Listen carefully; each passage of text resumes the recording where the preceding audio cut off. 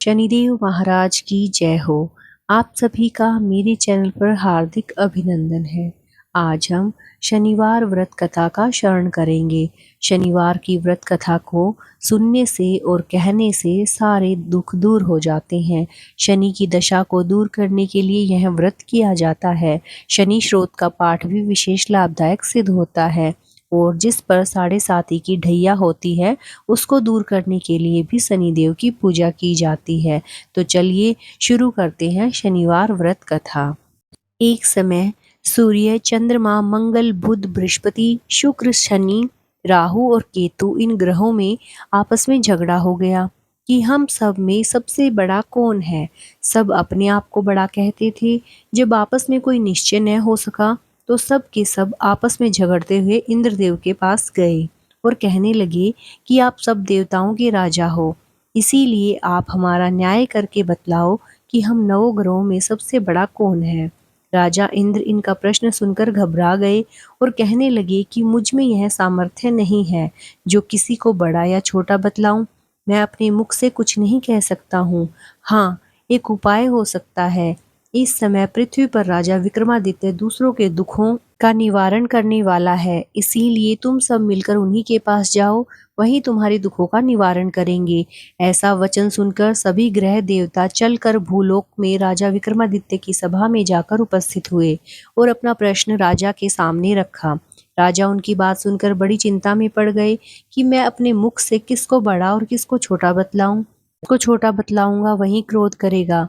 परंतु उनका झगड़ा निपटाने के लिए एक उपाय सोचा कि सोना, चांदी, कांसा, पीतल, शीशा, रांगा, जस्ता, अभ्रक और लोहा, नव धातुओं के 9 आसन बनवाए। सब आसनों को क्रम से, जैसे सोना सबसे पहले, लोहा सबसे पीछे बिछाए गए।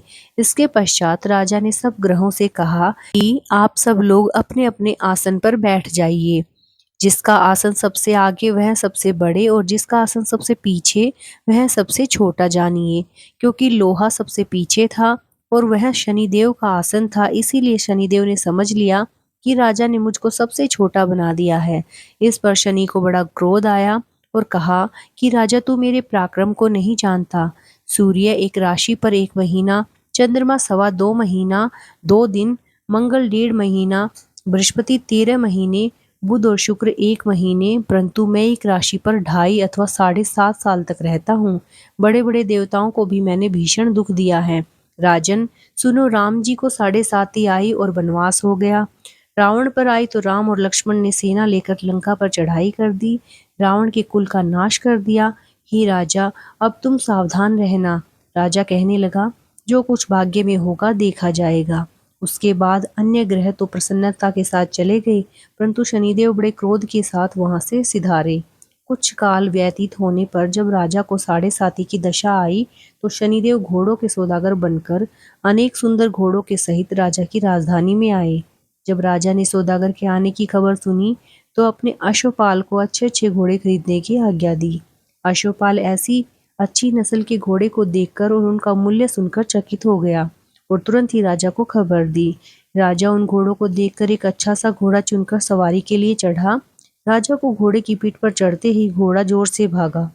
घोड़ा बहुत दूर तक एक बड़े जंगल में जाकर राजा को छोड़कर अंतर्ध्यान हो गया। इसके बाद राजा अकेला जंगल में भटकता फिरता रहा। बहुत देर तक राजा ने भूख और प्यास से दुखी होकर भटकते भटकते एक ग्वाले को देखा। ग्वाले ने राजा को प्यास से व्याकुल देखकर पानी पिलाया। राजा की उंगली में एक अंगूठी थी, वह उसने निकालकर प्रसन्नता के साथ ग्वाले को दे दी और शहर की ओर चल दिया। राजा शहर में पहुंचकर एक सेठ की दुकान पर जाकर बैठ गया और अपने आप को उज्जैन का रहने वाला तथा अपना नाम वीका बतलाया। सेठ ने उसको एक कुलीन मनुष्य समझकर जल आदि पिलाया। भाग्यवश उस दिन सेठ की दुकान पर बिक्री बहुत अधिक हुई। तब सेठ उसको भाग्यवान पुरुष समझकर भोजन कराने के लिए अपने साथ ले गया। भोजन करते समय राजा ने आश्चर्य की बात देखी कि खूंटी पर हार लटक रहा है और वह खूंटी उस हार को निगल रही है। भोजन के पश्चात कमरे में आने पर जब सेठ को कमरे में हार न मिला तो सबने यही निश्चय किया कि सिवाय वीका के और कोई उस कमरे में नहीं आया, अतः अवश्य ही उसी ने हार चोरी किया है। परंतु वीका ने हार लेने से मना कर दिया। इस पर 5-7 आदमी इकट्ठे होकर उसको फौजदार के पास ले गए। फौजदार ने उसको राजा के सामने उपस्थित कर दिया और कहा कि आदमी तो भला प्रतीत होता है, चोर मालूम नहीं होता। परंतु सेठ का कहना है कि इसके सिवाय और कोई घर में आया ही नहीं, अवश्य ही इसी ने चोरी की है। तब राजा ने आज्ञा दी कि इसके हाथ पैर काटकर चौरंगिया किया जाए। राजा की आज्ञा का तुरंत पालन किया गया और वीका के हाथ पैर काट दिए गए। इस प्रकार कुछ काल व्यतीत होने पर एक तेली उसको अपने घर ले गया और कोलू पर उसको बिठा दिया। वीका उस समय बैठा हुआ अपनी जवान से बैल हाँकता रहा। शनि की दशा समाप्त हो गई और एक रात को वर्षा ऋतु के समय वह मल्हार राग गाने लगा। उसका गाना सुनकर उस शहर के राजा की कन्या उस राग पर मोहित हो गई और दासी को खबर लाने को भेजा कि शहर में कौन गा रहा है। दासी सारे शहर में फिरती फिरती क्या देखती है कि तेली के घर में चौरंगिया राग गा रहा है। दासी ने महल में आकर राजकुमारी को सब वृतांत सुना दिया। बस उसी क्षण से राजकुमारी ने अपने मन में यह प्रण कर लिया, चाहे कुछ भी हो मुझे इस चौरंगिया के साथ ही विवाह करना है। प्रातःकाल होते ही जब दासी ने राजकुमारी को जगाना चाहा तो राजकुमारी अनशन व्रत लेकर पड़ी रही। तब दासी ने रानी के पास जाकर राजकुमारी के न उठने का वृतांत कहा। रानी ने तुरंत ही वहां पर आकर कुमारी को जगाया और उसके दुख का कारण पूछा। तो कुमारी ने कहा कि माताजी, मैंने यह प्रण कर लिया है कि तेली के घर में जो चौरंगिया है उसी के साथ विवाह करूंगी। माता ने कहा, पगली, यह क्या बात कह रही है? तुझको किसी देश के राजा के साथ विवाह करना होगा। कन्या कहने लगी, माताजी, मैं अपना प्रण कभी नहीं तोड़ूंगी। माता ने चिंतित होकर यह बात राजा को बताई। जब महाराज ने भी आकर यह समझाया कि मैं अभी देश देशांतर में अपने दूत भेजकर सुयोग्य, रूपवान एवं बड़े से बड़े गुणी राजकुमार के साथ तुम्हारा विवाह करूंगा, ऐसी बात तुमको कभी नहीं विचारनी चाहिए। कन्या ने कहा, पिताजी, मैं अपने प्राण त्याग दूंगी परंतु दूसरे से विवाह नहीं करूंगी। इतना सुनकर राजा ने क्रोध से कहा, यदि तेरे भाग्य में ऐसा ही लिखा है तो जैसी तेरी इच्छा वैसा ही कर। राजा ने तेली को बुलाकर कहा कि तेरे घर में जो चौरंगिया है उसके साथ मैं अपनी कन्या का विवाह करना चाहता हूँ। तेली ने कहा, यह कैसे हो सकता है? कहाँ आप हमारे राजा और कहाँ मैं एक नीच तेली? परंतु राजा ने कहा कि भाग्य लिखे को कोई नहीं टाल सकता, अपने घर जाकर विवाह की तैयारी करो। राजा ने उसी समय तोरण और वंदनवार लगाकर अपनी राजकुमारी का विवाह चौरंगिया विक्रमादित्य के साथ कर दिया। रात्रि को जब विक्रमादित्य और राजकुमारी महल में सोए तो आधी रात के समय शनिदेव ने विक्रमादित्य को सौपन दिया कि राजा, कहो, मुझको छोटा बतलाकर तुमने कितना दुख उठाया। राजा ने क्षमा मांगी। शनिदेव ने प्रसन्न होकर विक्रमादित्य को हाथ पैर दिए। तब राजा ने कहा, महाराज, मेरी प्रार्थना स्वीकार करें कि जैसा दुख आपने मुझे सौंप दिया है ऐसा और किसी को न दे। शनिदेव ने कहा कि तुम्हारी यह प्रार्थना स्वीकार है। जो मनुष्य मेरी कथा सुनेगा या कहेगा उसको मेरी दशा में कभी किसी प्रकार का दुख नहीं होगा, और जो नित्य ही मेरा ध्यान करेगा या चींटियों को आटा डालेगा उसके सब मनोरथ पूर्ण होंगे। इतना कहकर शनिदेव अपने धाम को चले गए। राजकुमारी की आंख खुली और उसने राजा के हाथ पांव देखे तो आश्चर्य को प्राप्त हुई। उसको देखकर राजा ने अपना समस्त हाल कहा कि मैं उज्जैन का राजा विक्रमादित्य हूँ। यह बात सुनकर राजकुमारी अत्यंत प्रसन्न हुई।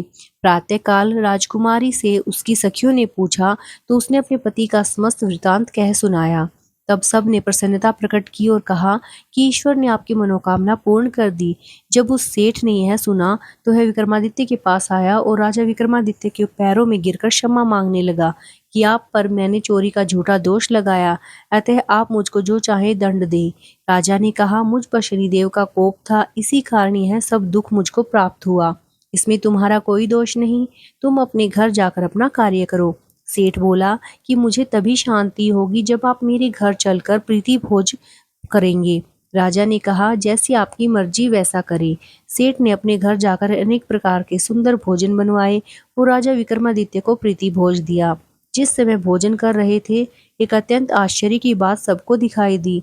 जो खूंटी पहले हार निगल गई थी वह अब हार उगल रही है। भोजन समाप्त हो गया तो सेठ ने हाथ जोड़कर बहुत सी मोहरे राजा को भेंट की और कहा कि मेरे श्री कंवरी नामक कन्या है, उसका पाणी ग्रहण आप करें।